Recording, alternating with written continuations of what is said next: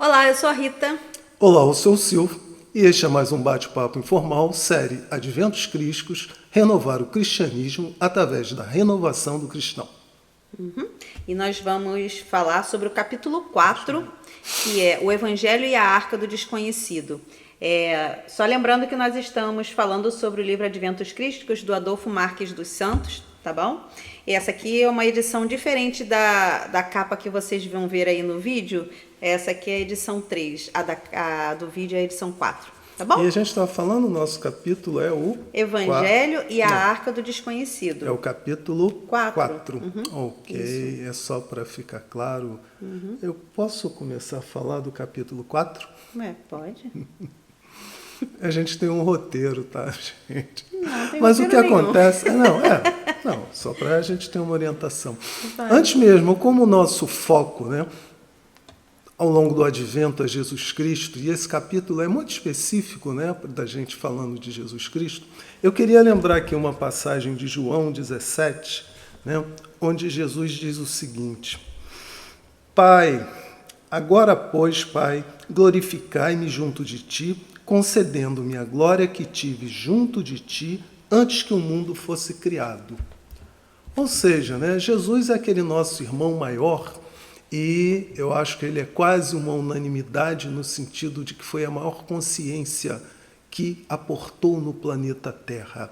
E dentro dos conhecimentos dos adventos crísticos, para nós é muito claro que Jesus tem muita idade sideral. Jesus foi a pessoa que assistiu ao nascimento do planeta Terra.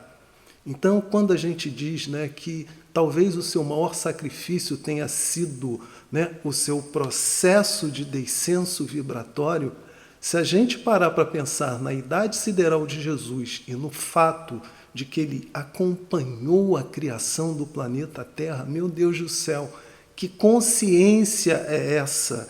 Que ser é esse? Que amor é esse por toda essa nossa humanidade?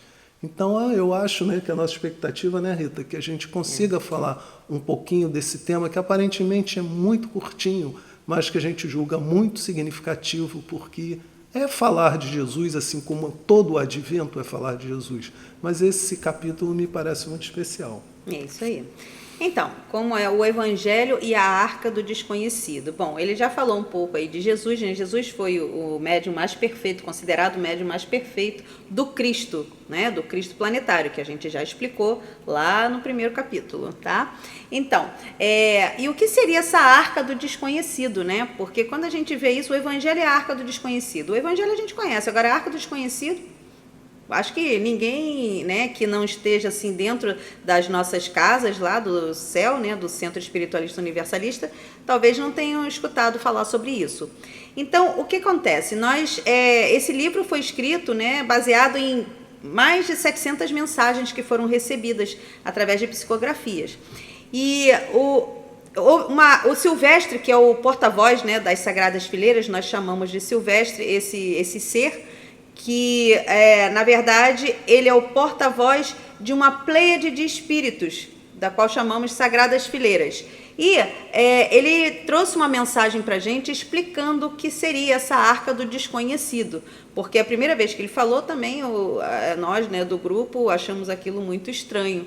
O que podemos dizer é que a Arca do Desconhecido é, na verdade, onde contém a palavra verídica de Jesus, na época que ele esteve aqui encarnado.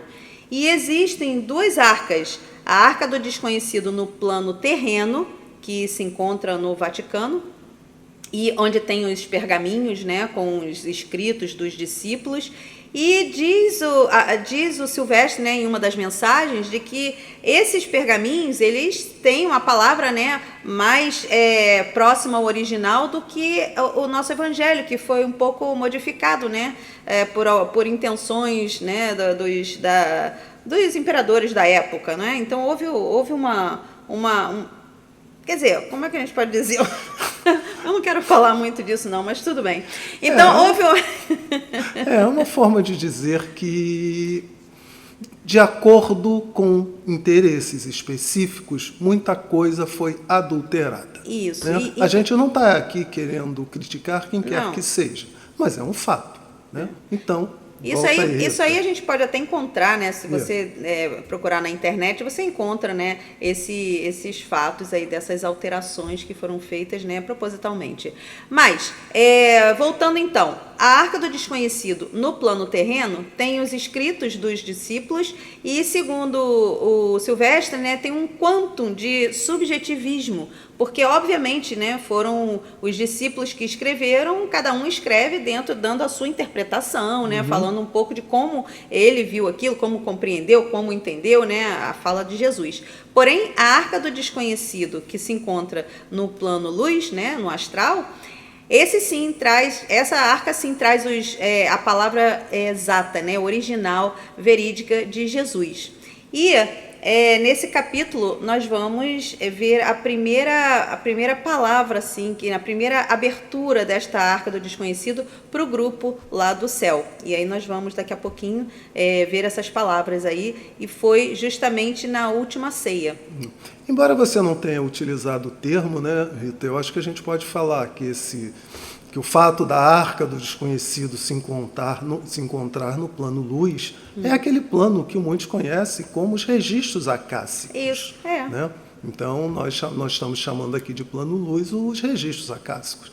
Aliás, dizem que toda a nossa vida, ao longo das milhares de encarnações, se podemos assim dizer, sejam na Terra ou em outros mundos, encontram-se nos registros acássicos. Isso. Daí a gente está dizendo, né, que toda a verdadeira palavra dita por Jesus, ou todo o seu caminhar no planeta, encontra-se registrado nos registros acássicos. Porque se nós, né, temos tudo registrado, imagina se Jesus não teria.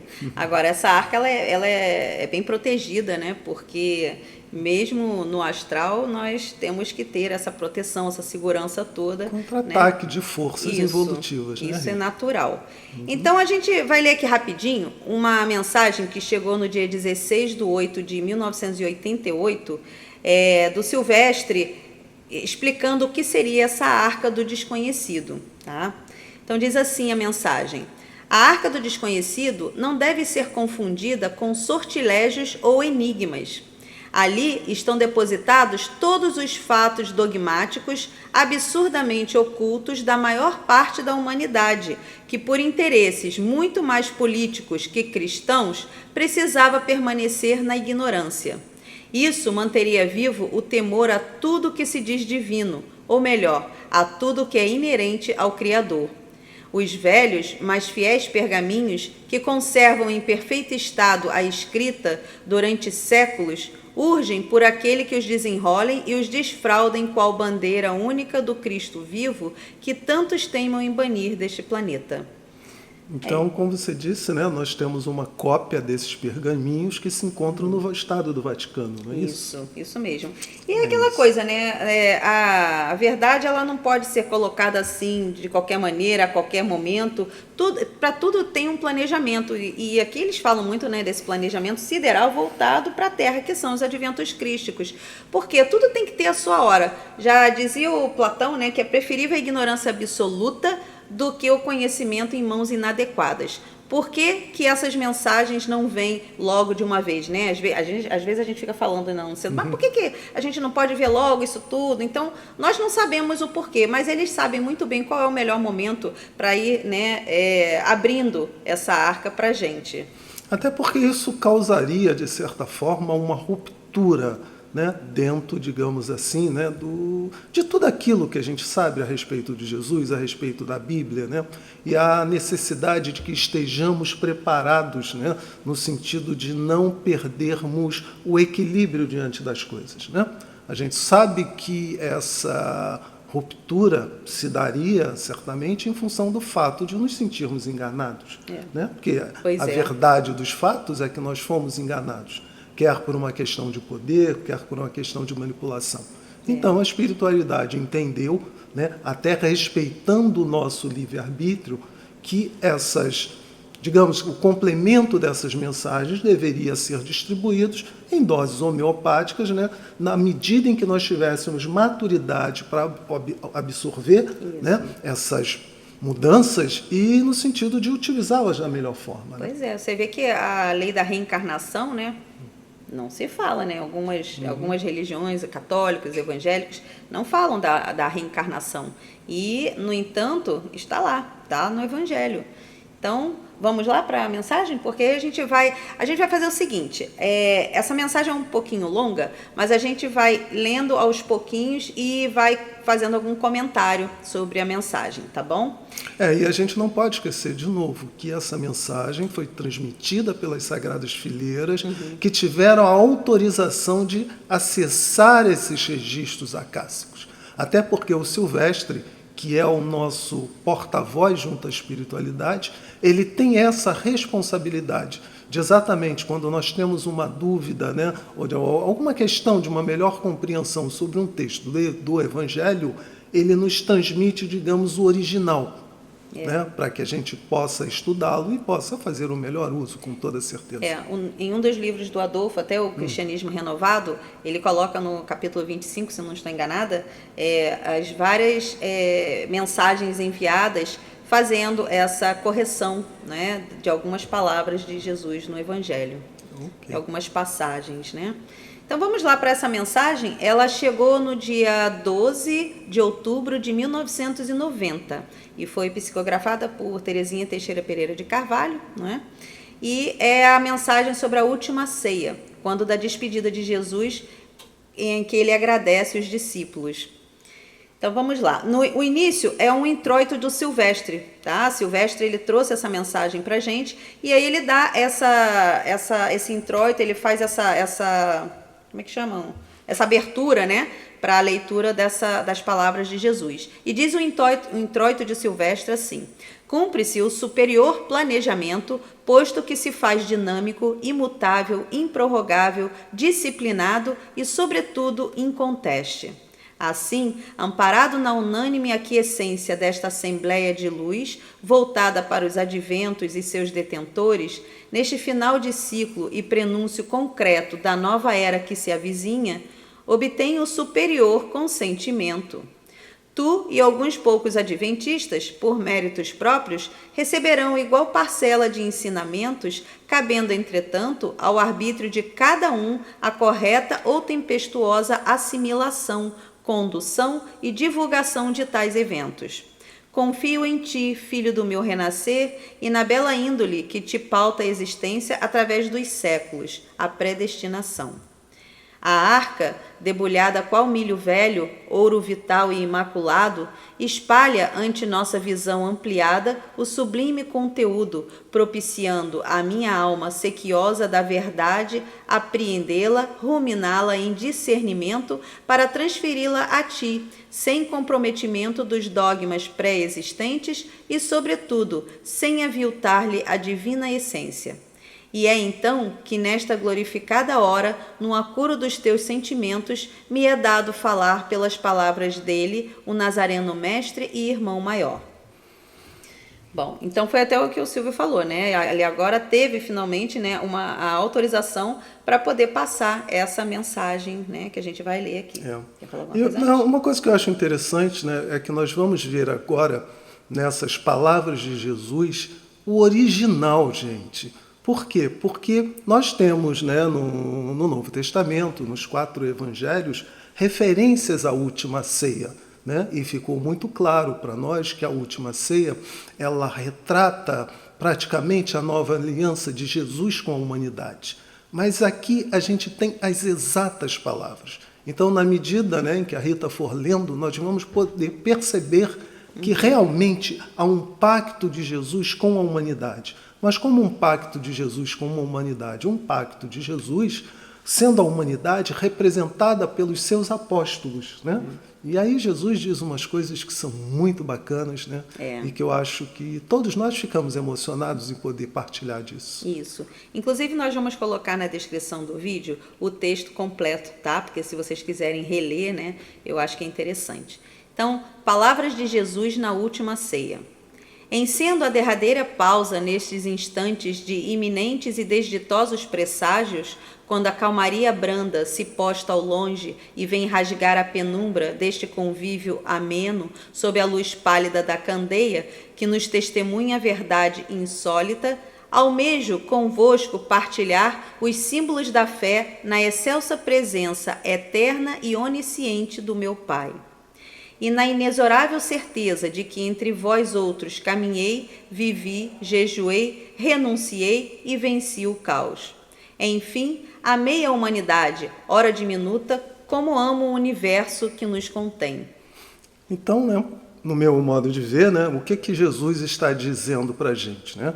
Que ele está pressentindo os momentos difíceis pelo qual ele vai ter que passar, né? Certamente a questão dele ser entregue, da própria crucificação, quer dizer, todo esse processo doloroso, né? Mas Tudo que ele já sabia, né? Mas de qualquer maneira ele precisava compartilhar com os seus, com aqueles que seriam a sua voz a partir do momento da sua crucificação.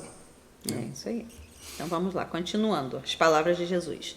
Os elementos naturais de subsistência que me são ensejados distribuir vivificam-se agora pela divina razão e vos farão indestrutíveis em vossas convicções, pois que a eternidade é ali e não alhures, e muito tempo dispõe o Pai para sanear, aperfeiçoar e granjear os filhos desta aurora, mesmo que inúmeras vezes repitam o acidentado percurso entre o céu e a terra.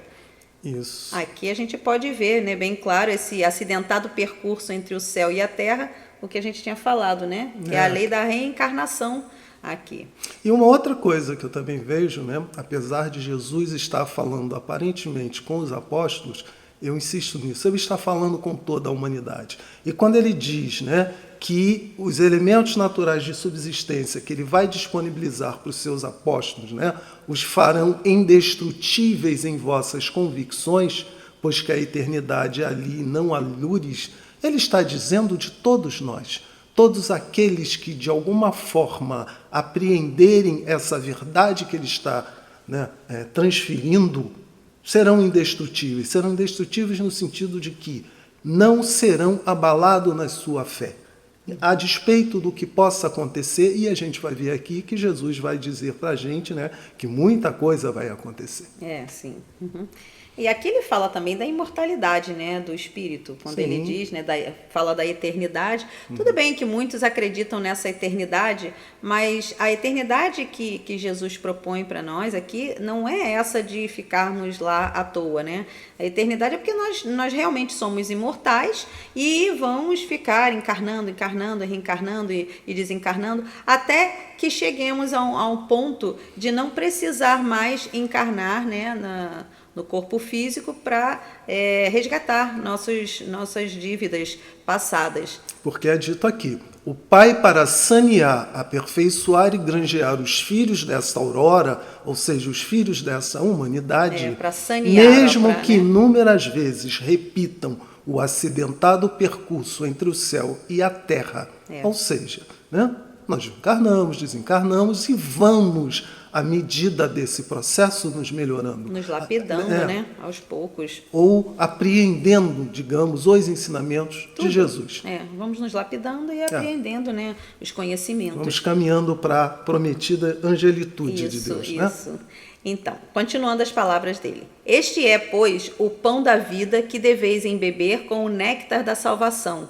Radiosa é a luz que vossos corpos traduzem, pois que, neste momento de integração, saciados estais da presença trina que em mim se opera por divina integração com ele e que recambio a vós outros em ponte de superior e indefinível energia que sustentará os mundos, indiferente aos abalos que a dependência, o cativeiro, o martírio, a conveniência ou a independência dos credos promoverá. Quer falar um pouquinho Não, nisso? pode ir, vai. Esta é, para todo sempre, a força-luz, fio energia ou linha da vida que se perpetua na ligação com o Deus inviolável, por si só incorruptível, posto que imaterial. Para mim, aqui é o ponto exatamente da nova aliança, a qual, Quando né, ele fala. Jesus se refere, dizendo que vamos passar por dificuldades, vamos ter problema, tanto é que ele diz, né, em ponte de superior, indefinível energia que sustentará os mundos, indiferente aos abalos que a dependência, o cativeiro, o martírio, a conveniência ou a independência dos credos promoverá. Então, o que ele está dizendo, no meu modo de ver, é que nós vamos ter cisões dentro, né, do ensinamento que ele está trazendo, mas que, independente dessa cisão, nós vamos triunfar. Digamos, o ensinamento vai triunfar. É aquilo que é dito pelo próprio Jesus, né, que não adianta, aconteça o que acontecer, toda a lei há de se cumprir. Então, por mais que a gente, às vezes, com o nosso livre-arbítrio, façamos um mau uso da lei ou tenhamos uma compreensão incorreta da lei no sentido da forma com que a gente pensa, da forma com que nós nos comportamos, Jesus já está estabelecendo aqui, não tem jeito, é da lei, é da vontade de Deus. Sendo da lei, sendo da vontade de Deus, há de se cumprir. É isso aí. Então, agora ele vai passar por 7 pontos, né, que ele vai comentar.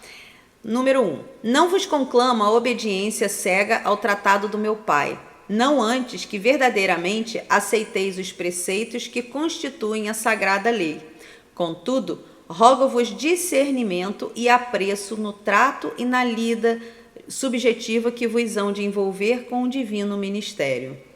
Aqui ele está falando da fé cega, né? Que não devemos cultuar isso, nós devemos ter o discernimento, fazer questionamentos, inclusive os adventos crísticos trazem sempre esse tópico, né, dos questionamentos, que nós devemos sempre procurar saber o porquê dessas palavras, né, o que significa isso tudo. Então temos que realmente discernir as coisas para poder realmente assimilarmos o conhecimento. E se você me permite, eu acho que está escrito aqui, né? Jesus disse, não vamos ter dogmas. Isso, não é, né? Pois é. Aceitei os preceitos, quer dizer, ele pede para que você tenha discernimento, ele pede para que a sua fé seja uma fé raciocinada. Pois é. Ele pede que, mesmo que ela entre primeiro na sua cabeça, mas que ela possa chegar ao seu coração. Né? Porque anteriormente, né, nós vivíamos dos dogmas, né? Então ninguém podia questionar nada, não pode falar nada, é isso. Não, é da lei de Deus, acabou. Acabou, dizer... ninguém pode falar, mas pode sim, a gente pode sim questionar, perguntar o porquê, né? E discernir, será que isso faz sentido mesmo, né? Então é importante isso, tá? Número 2. Não vos exorto a fidelidade irracional em memória de mim, homem carnal, mas acurado desvelo com as palavras do Cordeiro, arauto da renovação, imolado em favor dos gentios, contra a saga dos poderosos e os órfãos da fé. Aqui às vezes eu tenho dúvida, mas eu acho que ele está falando, olha, não fiquem presos ao homem, então. Fiquem presos ao mensageiro, Isso. Fiquem presos àquele que é o aquele que é o médium do Cristo. Né? Então, na condição de médium do Cristo, né, é que preciso que vocês gravem nos seus corações aquilo que eu estou trazendo. Então, porque a mensagem é que é importante. E os discípulos também ficaram com essa tarefa, essa missão de repassar a mensagem depois que Jesus, né, desencarnou. E aqui ele vem, né, a fidelidade irracional. Então ele continua falando sobre o nosso discernimento, que é muito importante. E é uma forma de dizer, né? Vamos vivenciar os ensinamentos para que eles se façam presentes na nossa vida. Número 3. Que não se entranhe no vácuo os ditames dele, nem que se grafe na areia o verbo luz, mas que se o grave na argila moldável, que mesmo ressequida, conserva integralmente as fibras de sua formação, tal qual o coração errante que nos exalta a vida, sedento de amor, qual o sal ávido de água. Uma coisa que eu vejo aqui nesse conselho de Jesus, né, isso se assemelha muito à parábola do semeador. Né? Quando ele diz que a palavra, o verbo luz, deve ser gravado na argila, é como se fosse o terreno fértil. Isso. Né? Porque venha o tempo que vier, estará lá gravado. Né? Então, o terreno fértil é o nosso coração, o terreno fértil é a nossa entrega ao conhecimento, é vivenciar esse conhecimento. Né? Porque, uma vez vivenciado, ele fica gravado na nossa alma, no nosso espírito. Então, não importa que você faça o caminho plano terra, plano luz, isso só acrescenta na sua alma, só aumenta a sua luz. Não podemos ficar na superficialidade. Sim. É preciso, né, encarar profundamente, né, esses conhecimentos para que isso fique, né, fixo dentro de nós. Isso torna parte de você, né, Rita? Isso aí. Número 4. Conheço-vos a legitimidade do ser, posto que matéria e espírito sou, à vossa semelhança, originários do mesmo Pai. Amealhei ao sabor dos mundos os mesmos padrões éticos. Todavia, o empuxo divino socorre-me o simples declínio, como a vós outros também. Há, pois, que se meditar para transcender. Assim é que, em supremo desprendimento, elevo-me até ele na transposição carne e espírito e, por seu dispor e por sua intercessão, alcanço a superior conjugação com a fonte indelével que me induz à inspiração. Fala disso aí, Rita. Você não quer falar, não? Não, fala. Posto que matéria e espírito sou a vossa... Então, ali ele já está dizendo que somos todos iguais. Ele é nosso irmão, ele é o nosso irmão maior, né? A gente chama de nosso irmão mais velho, né? O irmão maior.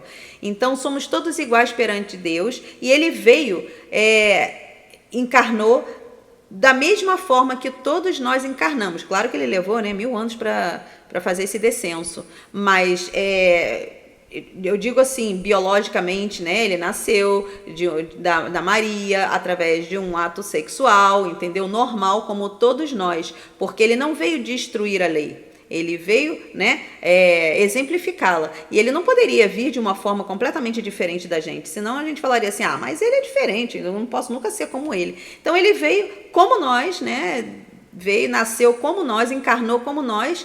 Só que ele não tinha, eram os karmas que nós temos, né? Só tem essa diferençazinha, né? Ele já está num outro nível, né, angelical. Mas ele veio demonstrar que, assim como nós, ele também veio na carne. E como tudo que ele fez, nós também podemos fazer, como ele disse também, né, no Evangelho. E tem uma outra coisa, se você me permite, pode. Jesus também, porque o tempo todo ele está ensinando, né? Assim é que, em supremo desprendimento, elevo-me até ele na transposição carne e espírito, e por seu dispor e por sua intercessão, alcanço a superior conjugação com a fonte indelével que me induz à inspiração. O que é que ele está falando aqui?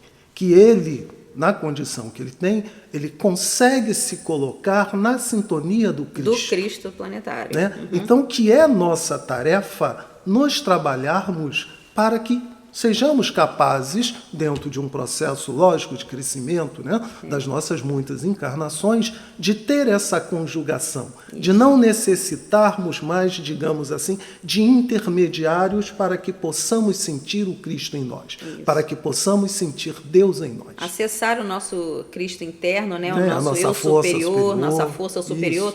Vai ter um capítulo também falando sobre a força superior. E é isso, Jesus ele já tinha, né, esse contato, né, com o seu eu crístico. E aí, quando ele falou eu e o Pai somos um, ele estava se referindo a essa conexão, né, completa com o Cristo, que ele chamava do Pai, né? E é o nosso Pai, né? E daí até aquelas outras afirmações, né? Para que as pessoas atentassem para que aquilo que o Filho do Homem trazia. Porque, na verdade, não era ele que estava trazendo. Ele era um intermediário da mensagem do Cristo. Pois é. Então vamos lá. Aí o número 5 diz: muitos, na decantação da fé, serão honorificados como homens terra em detrimento do espírito, lançados pela alavanca do poder material em vertiginosa queda moral, principalmente os condutores de massa como representantes do meu Pai. Ele está falando dos líderes religiosos. Serão instituídos à mercê das conveniências os dogmas eternos, instrumentos de temor, muito mais que de respeitoso amor, posto que, assentados na ocultação da veracidade, cujo roteiro será o da transgressão do conteúdo ditado por infiel e propositado incentivo à ignorância. Isso que a gente falou no início, né? Que da questão da adulteração da palavra, né? Dos evangelhos. Então, ele já estava prevendo isso tudo, ele já sabia que tudo isso ia acontecer. A espiritualidade superior sabe dessas coisas todas, nós é que não sabemos, né? Mas, e isso levando, né, a essa queda moral, porque serão honorificados como homens terra em detrimento do espírito. Então, a espiritualidade, na verdade, perdeu-se durante esse caminho. E aí foi aí que nós caímos, né? Nós decaímos e vem essa queda moral. Isso a gente pode observar hoje, né? Muito claramente, porque Sim. nós temos né, essa internet toda que tirou esse véu, né? Tá todo mundo agora sem máscara, então a gente consegue ver tudo. Um exemplo claro dessa queda, a gente pode até lembrar, que foi o exemplo das cruzadas. Também, né? começou, dali Sim, começou e agora a gente aconteceram continua, né? muitos fatos ao longo da história, mas eu vou dizer assim, algo que é muito Esse marcante na história da humanidade foram as cruzadas, onde se matou em nome de Deus. Quer dizer, isso é um verdadeiro absurdo, mas... transgressão do conteúdo ditado, por infiel Fiel e e propositado incentivo à ignorância. Com toda certeza. Na verdade, o propósito da espiritualidade inferior, que ainda não descobriu Deus dentro de si, que ainda não aceita ser filho do mesmo Pai, né, é justamente abolir, né, Jesus da face da terra, o Cristo e o Evangelho, entendeu? Essa é a intenção, mas não conseguirão. Vamos lá. Número 6. Ide, por fim, imbuídos da paz, pois em verdade vos devo dizer, o pão e o vinho faltarão às mesas, como alimento do corpo, mas a fé sobreviverá à fome e à guerra, se bem plantada for a árvore da redenção que carregais dentro de vós, transbordante de nobres e saudáveis frutos. Então, aqui ele fala do pão e do vinho que faltarão às mesas como alimento do corpo, mas nós podemos também entender, de uma forma mais profunda, esse pão e esse vinho sendo, né, o alimento do espírito, que é justamente o conhecimento. Né? Todo esse conhecimento nos dá essa esperança, esse alívio, essa motivação para a vida e o conhecimento, né, do nosso universo, desse universo onde nós fazemos parte. Sim, é a base espiritual, né, Rita? É importante essa base espiritual exatamente para a gente saber para onde a gente quer caminhar. Isso, sair da ignorância, né? Vamos lá, o número 7 diz, não vos preocupeis com o inusitado, com o insólito, posto que o martírio transforma a carnadura do homem, mas não lhe altera o espírito intocável. Não vos envergonheis pela negação que vos surgirá como espinho. Ela surgirá, bem o sei, mas despida da traição e da pusilanimidade que lhe serão atribuídas como peso dos fatos. A densidade do momento promoverá o acaso e a pressão. Não vos confineis à dor, pois asseverado está que o amor que devotais hoje ao enviado dos céus ressurgirá imaculado após a tempestade para dar continuidade à obra agora esboçada e que vos tomará por artífices da renovação. Rogo-vos por fim, vamos terminar. Tá. Rogo-vos por fim no dispersar deste proveitoso concílio ao odor azeitado que impregna o ar nesta chama simbólica, quando a consumação se impõe na hora final. Não vos intimideis com ameaças e efetivação das práticas da flagelação que sofreremos em nossa integridade carnal, pois que transcendemos aos males físicos e ao jugo moral dos que tomamos por semelhantes. Sobre vós estarei pairando como a bruma que vos umedece a pele. Acima das convenções estaremos nós, eu e meu Pai, para vos guiar.